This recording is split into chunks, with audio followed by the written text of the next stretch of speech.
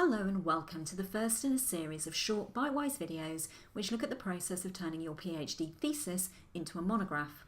Subsequent titles in the series will take a more in-depth look at key areas such as writing a proposal and managing your relationship with your publisher. But this introductory guide will provide a general overview of the process and highlight some of the things you might need to think about. Firstly, let's consider why you would want to publish at all. If you have made your thesis available via your institutional repository and it is already available for other researchers to reference in their own work, it can be difficult to see the benefit of reworking it into another format. However, there are many different reasons why you might want to publish your work more formally. These might include increasing its visibility to other researchers, sharing your work with a wider audience, which might include people with a more general interest in your topic as well as academics, fulfilling a requirement of your funding, or to be put forward for a research assessment, for example the REF.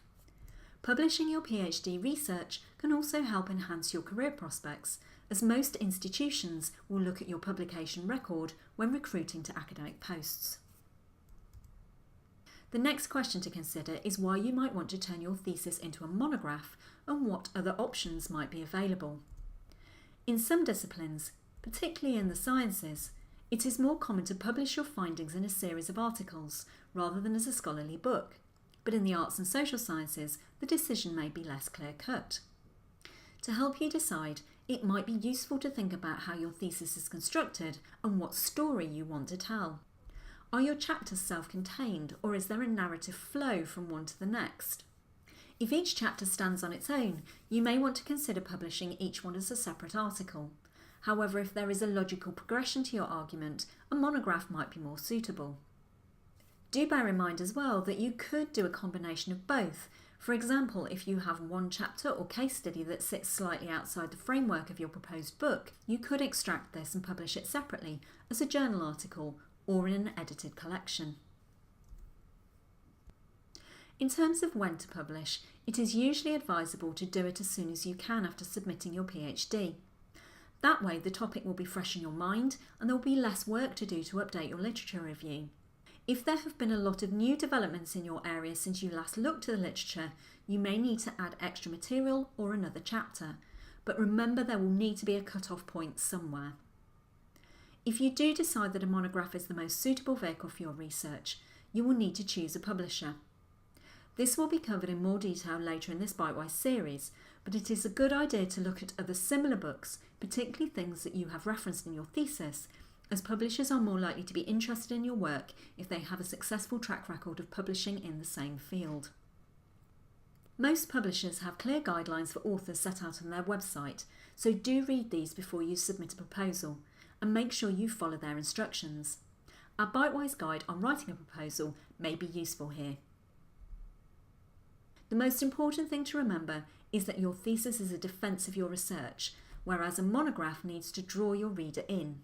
These are very different purposes, and you may need to do some significant editing to turn your PhD research into a marketable product.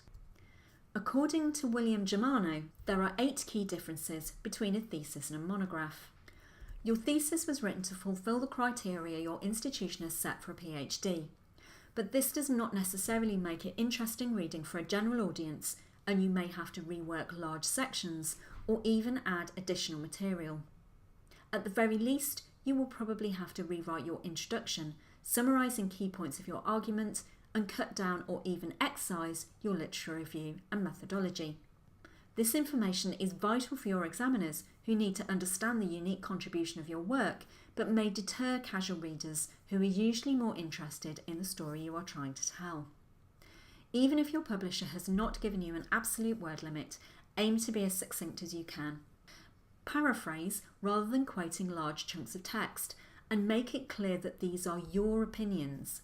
This may even involve switching from the passive to the active voice. And while you still need evidence to back up your arguments, you probably won't need to include quite so many examples. You also need to think about holding your audience's attention. If your chapters are very long, you might want to break these down into smaller chunks or even restructure them. One approach is to try thinking about what would be useful to someone teaching a module on your topic. A monograph also needs to bring all the narrative threads neatly together at the end, so you may need to rethink and possibly expand your conclusion. It's important to be realistic about the length of time it will take. We will cover the publication cycle in more depth in the video on managing your relationship with your publisher, but bear in mind that your editor and reviewers may ask you to make additional changes, and your manuscript will also have to go through the copy editing and typesetting process before being printed and bound or made available online.